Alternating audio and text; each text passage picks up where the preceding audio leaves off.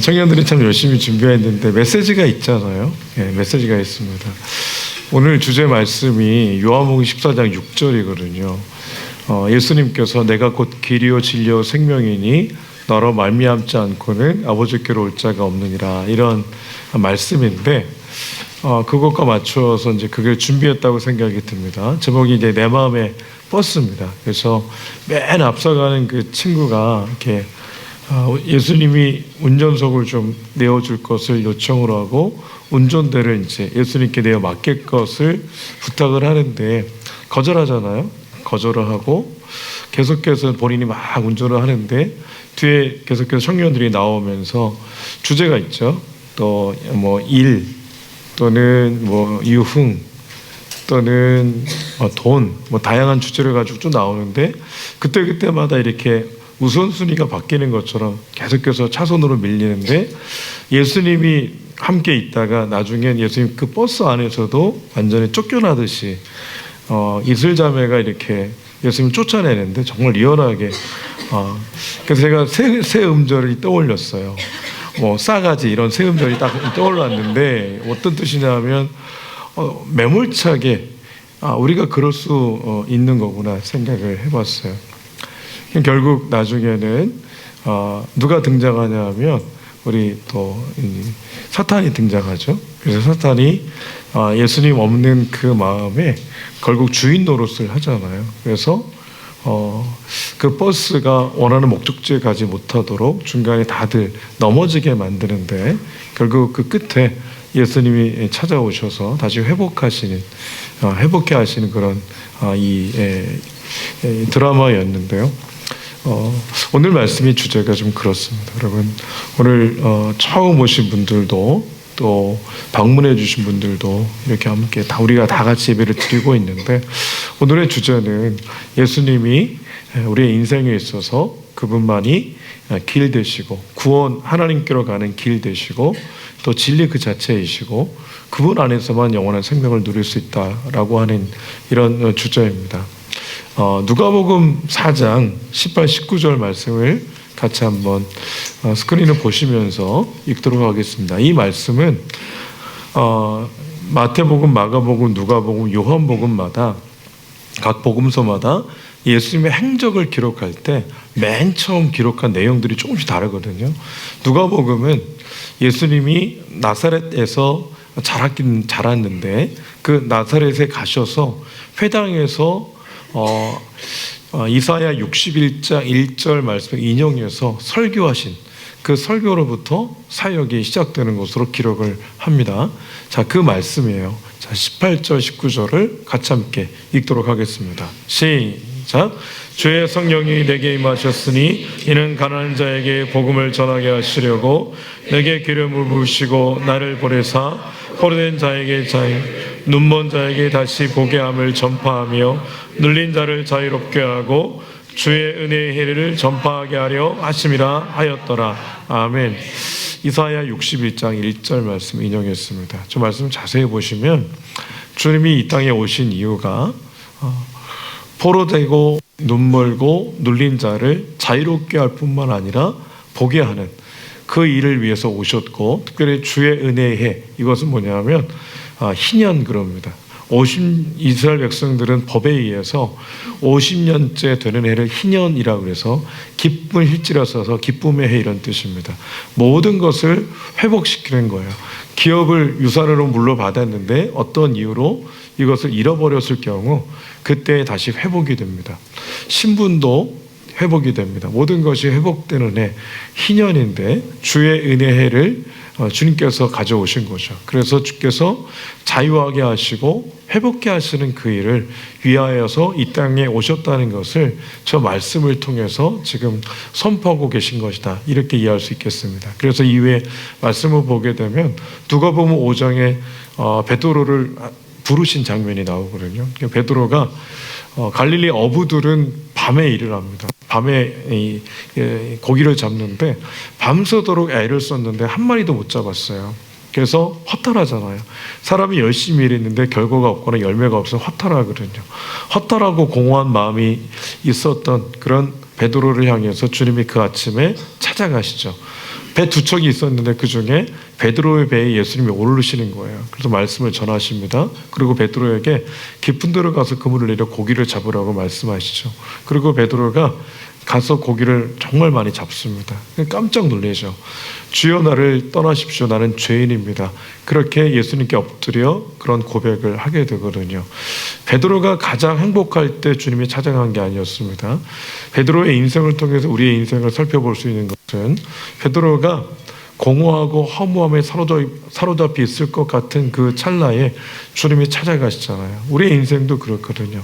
열심히 달려왔는데 최선을 다해 달려왔는데 어느 날 돌아보니까 알아주는 사람 없고 남는 거 없는 것 같고 그런 공허한 마음이 막 안에서 들어올 때 그게 엄청나게 무게가 커서 거기에 짓눌리게 되고 그것에 그 상황과 그리고 환경과 생각에 사로잡히게 되잖아요. 그래서 포로잡히고 눌린 그게 바로 베드로의 그날 그 아침의 그 모습을 통해서 우리 모습을 주님이 보이게 하신 거죠. 주님이 찾아가서 결국 베드로가 그물을 의지해서 그 삶을 살았는데 그물을 버리고 주님을 따라가는 그 길을 또 열어가는 것을 보게 됩니다. 주님 만난 이후에 바뀐 거죠. 누가복음 8장에 보게 되면 12년 동안 혈류병 때문에 고통당하는 여인의 이야기가 나옵니다. 혈류병은 여성병입니다. 그래서 하혈을 계속해서 하는 거예요. 오늘날도 이게 너무 고통스럽겠지만 당시에 이스라엘 백성들의 어떤 그 유대 문화상 법적으로 불결한 여인입니다. 생리를 할 때는 불결하다고 생각했거든요. 그래서 생리가 끝나면 정결 예법을 치러야 됐습니다. 그러니까 이스라엘 백성들의 이런 법 테두리 안에서 보았을 때 이 여인은 굉장히 불행하고 그리고 죄인의 신분으로 계속해서 낙인 찍힌 상태로 고립되어서 살아갈 수밖에 없는 그런 여인이었죠. 할 수 있는 거 다 했어요. 12년 동안 모든 재산을 다 털어서 고침받으려고 애를 썼지만 고침받지 못했습니다. 얼마나 허무하겠어요. 인생 자체가. 그러니까 마지못해 사는 것 같은 그런 여인이었습니다. 예수님께서 야이로의 집으로 쭉 가시다가 그 중간쯤에 이 여인이 예수님의 옷자락을 잡습니다. 그리고 예수님께서 그 여인을 치료해 주시는 장면, 내 믿음이 너를 구원했다고 그렇게 예수님 말씀하시는데요.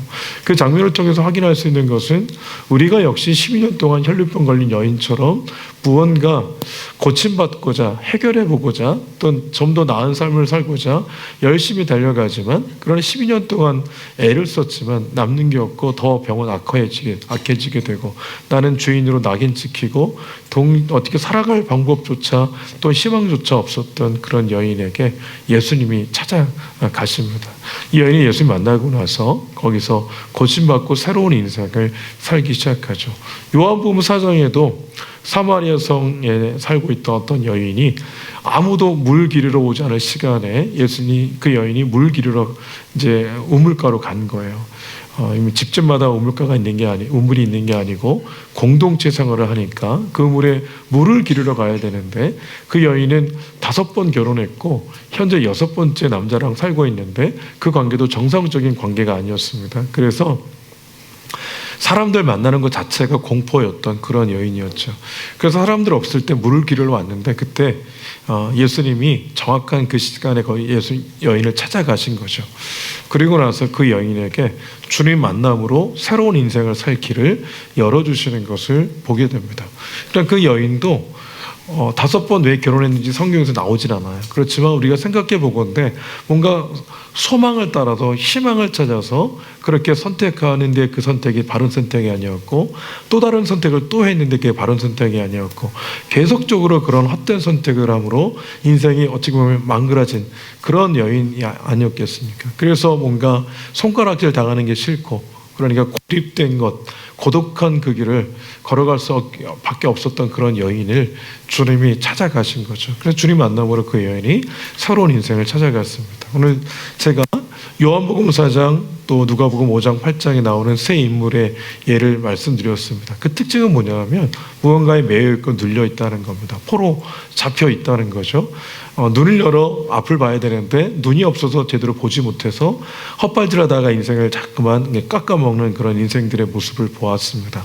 예수님께서 나는 괜찮다라고 하는 사람, 내가 죄인이 아니고 나는 좀 의롭고 정결하고 깨끗하고 당신이 필요 없다고 하는 그런 사람들이 아니라 죄인 중에 괴수라고 하는 고백이 있을 수밖에 없는 그런 인생들을 주님이 찾아와 주셔서 그리고 허덕허덕하는 그들에게 새로운 길을 열어주시는 그 주님이신 것을 누가복음 4장에서 선포하며 시작하고 있는 겁니다. 그래서 오늘 말씀도 예수님이 내가 곧 길이고 진리고 생명이다 말씀하잖아요. 여러분, 누군가 우리 가운데 누군가가 이렇게 얘기하는 겁니다. 내가 진리다, 내가 길이다, 내가 구원받을 수 있는 길이다, 유일한 길이다, 내가 그 생명 그 자체이다, 영생, 나를 믿으면 영생을 얻는다 라고 했을 때 그건 뭡니까? 둘 중에 하나입니다. 거짓말이든지 참이든지 둘 중에 하나 아니겠어요? 예수님께서 그렇게 말씀하셨을 때 실제로 그런지 또는 그게 거짓인지 우리는 참이라고 믿기 때문에 그분이 유일한 구원자라는 것을 믿기 때문에 유일한 구원을 받을 수 있는 아버지께로 가는 유일한 길이라는 걸 믿기 때문에 이 자리에 있는 건 아니겠습니까? 예수님 요한복음 14장 6절을 말씀할 때 그 앞에 내용을 보게 되면 14장, 15장, 16장 쭉 걸쳐서 이제 마지막 최후의 만찬을 마치시고 발을 닦아주시고 예수님이 설교를 하시는 장면이 있어요. 그 설교의 도입부에 해당합니다. 그래서 설교를 이렇게 시작하는 거예요. 내가 이제 아버지의 집에 갈 거다. 그렇지만 거처를 예비하고 너희들을 데리러 다시 올 거다. 그러니까 떠나지만 다시 올 거란 이런 메시지를 말씀을 하시면서 도마가 질문을 하는 거죠. 주님이 어디로 가는지 모르는데 우리가 어떻게 그 길을 걸어갈 수 있겠습니까? 그 질문에 대해서 예수님이 길이 무엇인지를 명확하게 말씀해 주시는데 나를 통해서만 아버지께로 갈 수 있다. 나를 믿어야만 아버지께로 갈 수 있다는 사실을 이 요한복음 14장 6절을 통해서 가르쳐 주신 거죠. 내가 곧 길이요 진리요 생명이다. 한마디로 아버지께로 갈 수 있는 길을 이 예수님 스스로 열어주셨기 때문에 예수님을 통해서만 믿음으로 아버지께로 갈 수 있다는 예수님의 유일한 구원자여 구원의 길이라는 것을 그렇게 제자들에게 가르쳐 주신 겁니다. 근데 그 말씀 우리가 받을 때 전제해야 될 내용이 있어요. 뭐냐면 저와 여러분이 구원이 필요하다는 겁니다. 우리가 구원이 필요 없다고 생각했을 때 예수님 믿을 이유가 없습니다. 그렇지 않겠습니까? 모든 사람이 다 죄를 범했는데 그래서 죄 때문에 영원한 지옥에 갈 수밖에 없다는 사실이 믿어지면 내가 죄인이라는 고백이 되면 그때로부터 유일한 구원자이신 그 주님을 믿는 믿음의 필요성을 느끼게 되고 주님을 찾고 또 찾는 길을 걸어가게 되어 있습니다. 자, 그래서 첫 번째로 우리가 인정해야 될 것이 뭐냐면 내가 죄인이라는 겁니다. 성경에서 그렇게 말씀하고 있죠. 자, 성경에서 말하는 죄의 시작을 말씀을 드리겠습니다. 창세기 2장 16, 17절을 먼저 읽도록 하겠습니다. 읽을까요? 시작. 여호와 하나님이 그 사람에게 명하여 이르시되 동산 각종 나무의 열매는 네가 임의로 먹되 선악을 알게 하는 나무의 열매는 먹지 말라. 네가 먹는 날에는 반드시 죽으리라 하시니라. 아멘. 저게 하나님의 명령이에요. 아담에게 주신 명령이에요. 동산에 있는 모든 나무 열매 다 임의로 너희가 선택해서 먹을 수 있지만 그러나 동산 중앙에 있는 선악을 알게 하는 나무, 그러니까 선악의 이 카테고리는 사람에게 허락된 영역이 아닌 거죠. 이것의 판단은 주님만이 하실 수 있는 겁니다. 창조주만 하실 수 있는 건데 선악을 알게 하는 나무의 열매를 먹으면 반드시 죽는다 그랬습니다. 여기서 말하는 죽음은 중의적인 의미가 있죠. 하나님과 완전히 분리가 된다 이런 의미가 있습니다. 하나님과 완전히 분리가 되는 겁니다. 여러분 가족으로부터 내가 어떤 이유로 인해서 분리가 됐다고 생각해 보십시오. 그러면 그 자체로 고통입니다. 그 자체로 힘든 거예요. 그래서 아담이 그 명령을 잘 지킴으로 에덴의 복을 누려야 되는데 그 명령을 지키지 않고 불순종하면 에덴의 복을 스스로 차버리는 결과를 얻게 되는 거죠. 근데 아담과 하와는 이것을 저버립니다. 우리가 잘 알듯 말씀 읽어볼게요. 창세기 3장입니다. 4절부터 6절까지 말씀을 같이 읽도록 하겠습니다. 시작. 뱀이 여자에게 이르되 너희가 결코 죽지 아니하리라. 너희가 그것을 먹는 날에는 너희 눈이 밝아져 하나님과 같이 되어 선악을 알 줄 하나님이 아심이니라. 여자가 그 나무를 본즉 먹음직도 하고 보안직도 하고 지혜롭게 할 만큼 탐스럽기도 한 나무인지라. 여자가 그 열매를 따먹고 자기와 함께 있는 남편에게도 주매 그도 먹은지라. 아멘. 하와가 따먹고, 그리고 하와가 먹었는데 증상이 없으니까 아담도 먹었습니다. 그래서 아담이 먹는 그 순간부터 눈이 밝아졌다고 그랬습니다. 죄가 세상에 들어왔죠. 그때로부터 하나님이 두렵기 시작했습니다. 그 전까지, 불순종하기 전까지는 하나님이 두렵지 않았는데 이때로부터 하나님이 두렵기 시작했죠. 그리고 서로 사랑했던 관계 속에서 갈등이 싹트기 시작합니다. 그래서 하와는 아담 핑계대고, 아담은 하와 핑계대고, 뱀 핑계대고, 계속해서 직면하지 못하고 모면하려고 하는 그런 모습이 이때로부터 시작이 되는 것을 보게 됩니다. 사람이 그래서 죄를 지으면 뭐부터 생각합니까? 어떻게 하면 모면할까? 어떻게 하면 내 죄가 아니라는 것을 입증할 수 있을까? 이것부터 생각을 하게 되거든요. 그게 아담과 하와 그때로부터 시작이 된 겁니다. 이때로부터 사람 안에는 뭐가 있냐면 죄성이라는 게 생겨나기 시작합니다. 그래서 아담의 후손으로 이 땅에 태어나는 모든 인류는 태어날 때부터 죄성을 안고 태어납니다. 말씀을 읽어보겠습니다. 로마서 5장 12절을 읽겠습니다. 시작. 그러므로 한 사람으로 말미암아 죄가 세상에 들어오고 죄로 말미암아 사망이 들어왔나니 이와 같이 모든 사람이 죄를 지었으므로 사망이 모든 사람에게 이르렀느니라. 아멘. 내가 죄를 짓지 않았다고 황변할 수 있습니다. 나는 아담이 아니고 나는 누구누구인데 나는 죄를 지은 적이 없다고 항변할 수도 있겠습니다. 거기서 말하는 죄는 뭡니까?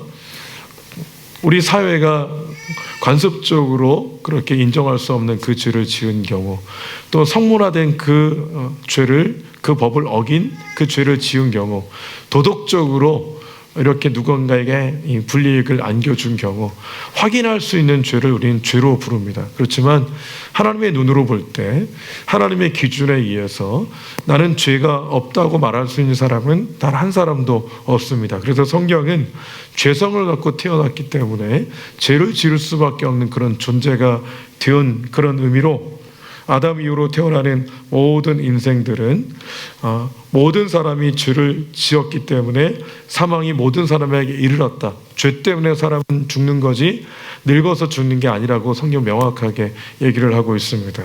로마서 3장 23절을 읽어볼까요? 시작.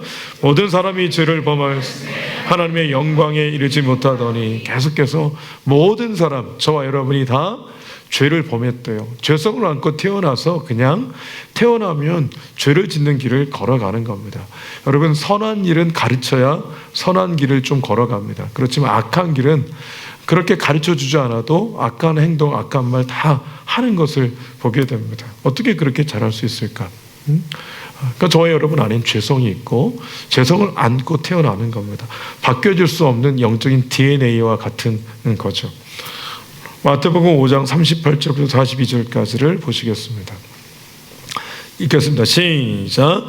또 눈은 눈으로 갚으라 하였다는 것을 너희가 들었으나 나는 너희에게 이르노니 악한 자를 대적하지 말라. 누구든지 내 오른편 뺨을 치거든 왼편도 돌려대며 또 너를 고발하여 속옷을 가져오고자 하는 자에게 겉옷까지도 가지게 하며 또 누구든지 너를 억지로 오리를 가게 하거든 그 사람과 심리를 동행하고 내게 구하는 자에게 주며 내게 꾸고자 하는 자에게 거절하지 말라. 아멘. 여러분, 자녀에게 이렇게 가르치십니까? 이게 하나님의 법이고 하나님의 말씀이에요. 오른편 뺨을 누가 때리면 왼편 돌려드려요. 속옷 달라고 하면 겉옷까지 다 내어주래요. 오리 정도 같이 가자고, 5km 정도 같이 걸어가자고 그러면 10km를 같이 동행해 주래요. 이게 죄를 짓지 말라 이런 말씀도 있지만 이대로 걸어가야 된다라고 주님이 제시하신 법도 있습니다. 근데 이 법을 따라서 우리가 살아가고 있습니까? 어떻습니까? 아침에 학교 가는 아이에게 학교에서 너 친구가 너 오른편 뺨 치면 왼편은 돌려대라 이렇게 가르쳐 주십니까? 그게 기본적으로 영혼 사랑과 관련된 예수님의 제자의 도와 관련된 그런 천국심의 법이거든요. 그렇게 가르쳐 주십니까? 돈을 구워줄 때 일단 구워주지 말고 일단 그 사람이 갚을 능력이 있는지 없는지 보고 구워줘라. 아예 그냥 꺼주지 않는 게 좋아. 우리는 이렇게 가르쳐 줄 때가 많잖아요. 근데 주님께서는 그렇게 안 가르쳐 주셨거든요. 그러니까 우리는 죄 짓지 않는 것에만 염두에 두는데 주님이 말씀하신 아주 고차원의 도덕률에 대해서는 간과하는 경향이 있어요. 이건 나와 상관없다고. 원수까지 사랑하라고 했지만 이건 나와 관계가 없는 것이기 때문에 그걸 원수를 사랑하는 것, 이거는 너무 고차원의 그런 법이기 때문에 나와는 관계없는 것처럼 치부해버릴 때가 있는데, 이거는 누구 특정한 사람에게 준 게 아니라 저와 여러분에게 주신 말씀이잖아요. 그러니까 적용이 돼야 되고 지켜야 되는데, 그렇게 잘 지키면 우리가 살아갑니까? 주님이 제시하신 법 기준에 의하면 우리 가운데 한 사람도 자유로울 수 없습니다. 다 이 법 조항이 다 걸려요.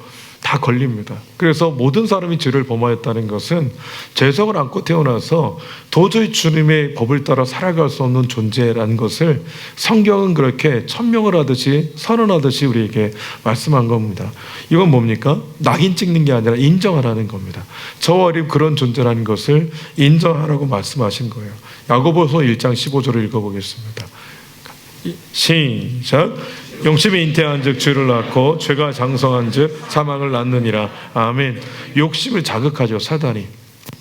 우리 안에 죄성, 그것이 그 자체로 욕심으로 똘똘 뭉쳐진 건데 막 자극합니다. 그러면 욕심대로 안 살 사람이 어디 있겠어요? 중독은 왜 중독입니까? 욕심대로 살면 그 중독이 됩니다. 내가 좋아하는 대로 자꾸만 살려고 사단을 부추기면 부추김 받은 대로 그대로 막 걸어가다 보면 그게 중독이 되는 거죠. 욕심이 잉태한 즉 죄를 낳습니다. 그리고 죄의 결과는 결국 사망이라는 것을 성경은 분명하게 말씀하고 있습니다. 이것에 대해서 우리가 간과할 수 없어요. 왜냐하면 우리가 어떤 존재를 이렇게 언제 어떤 존재인지를 성경에서 고발하듯이 명확하게 얘기를 해주고 있거든요. 이 사실을 인정하면 뭘 생각해야 됩니까? 그렇다면 이 죄의 문제는 내가 그러면 어떻게 해결할 건가? 이거를 고민하셔야 됩니다. 왜냐하면 죄 때문에 하나님과 분리가 되었어요. 구원의 개념은 죄의 문제가 해결되고 하나님과의 관계가 회복되는 게 구원입니다. 그렇다면 우리가 죄인이라면 죄성을 안고 태어났다면 궁극적으로 그러면 영원한 지옥에 가게 될 수밖에 없는 그런 처지에 있는 우리가 어떻게 해야 되는가? 결국 한 가지죠. 죄의 문제를 해결하기 위해서 갖은 방법을 다 동원해야 됩니다. 그래서 많은 사람들이 그렇게 얘기를 해요. 산이 있잖아요. 산 정상에 구원이 있고 구원자가 있어요. 그래서 산 아래에 있는 이 구원받기를 원하는 죄의 문제를 해결하기를 원하는 사람들이 열심히 등산하듯이 노력하고 선을 행하고 이웃을 도와주고 구제하고 그리고 기부하고 이런 삶을 통해서 노력을 통해서 구원에 이르려고 애를 써요. 여러분, 죄의 문제는 노력으로 해결되지 않습니다. 노력으로 해결되지 않아요. 하루를 살고 나서 밤에 한번 하루로 돌이켜 보십시오. 얼마나 많은 죄를 짓고 살았는지를 잠잠히 묵상하면 다 보이지 않습니까? 말 한마디로 한마디 그냥 했는데 누군가를 실망시키고 넘어뜨리고 돌을 던져 누군가를 나도 모르게 죽이는 경우들이 얼마나 많아요. 의도한 경우도 많이 있고.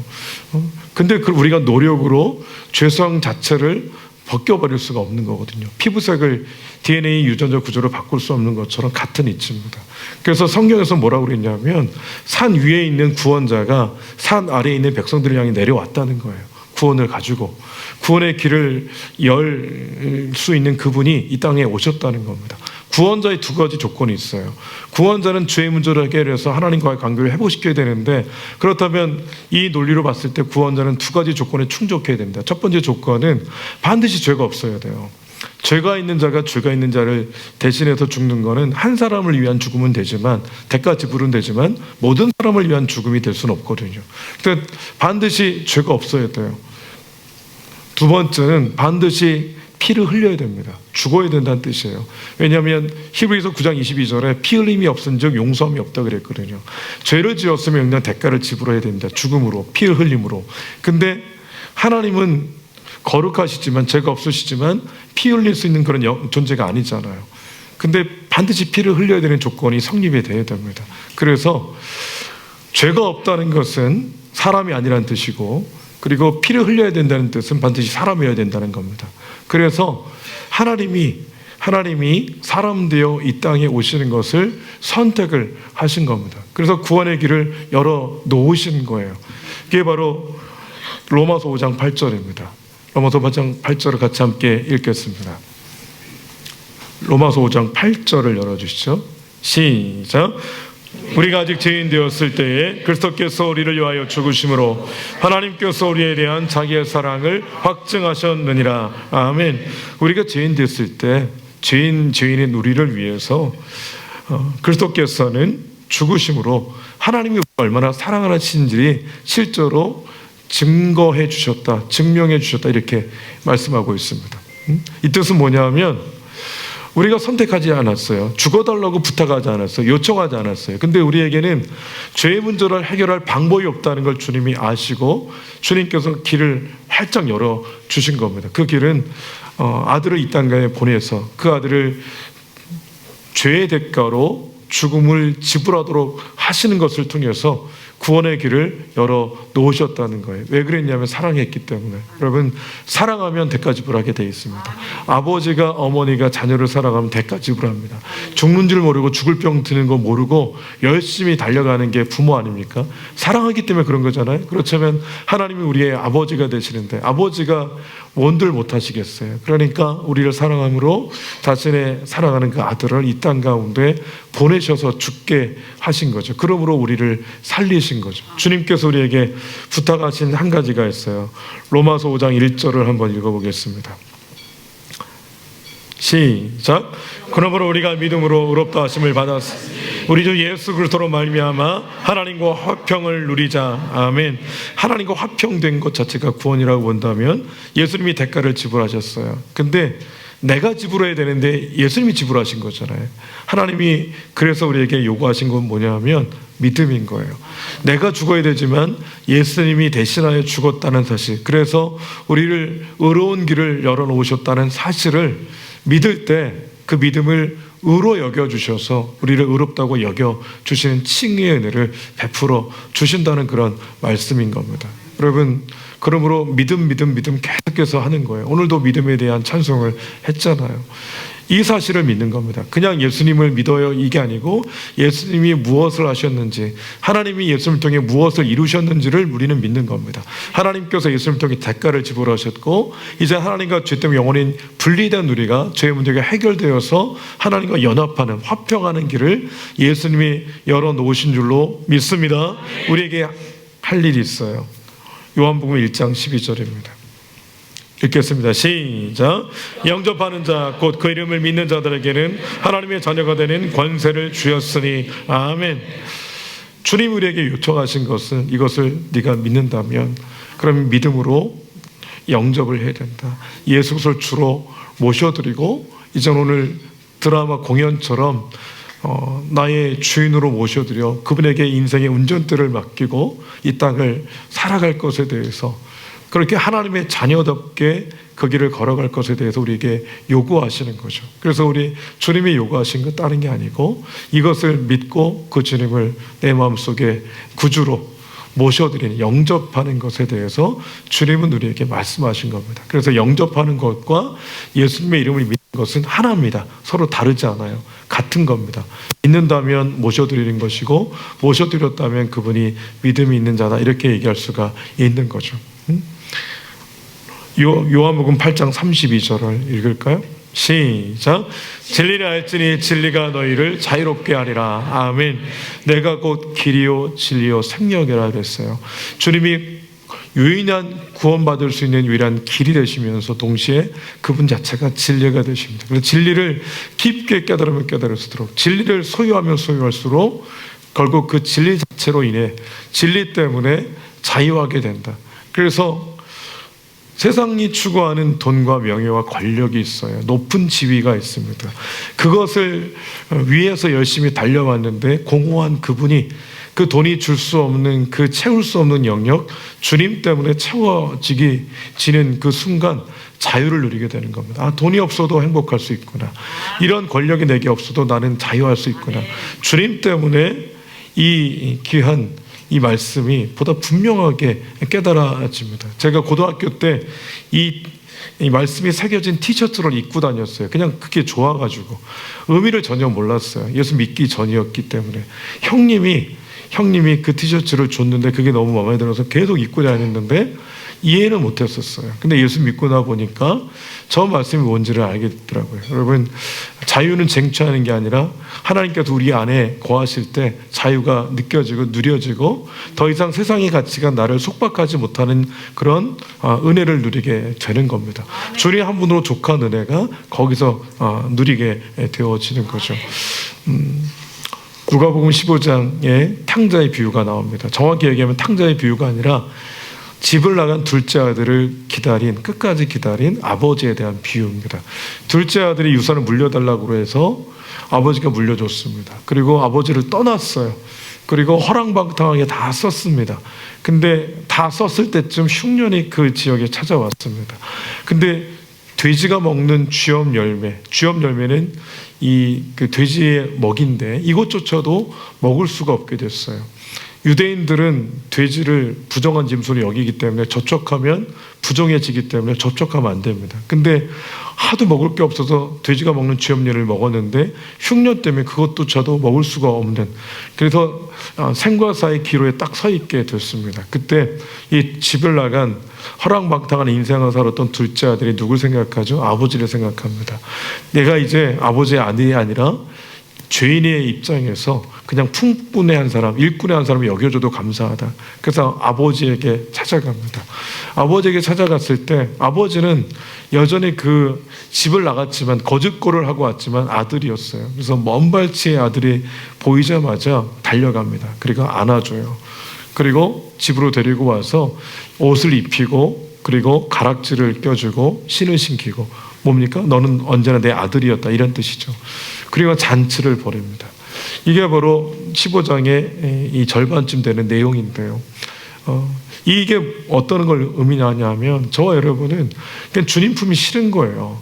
아까도 드라마에서 주님을 밀어냈듯이 밀어내고 내 마음대로 사는 게 자유라고 생각하잖아요.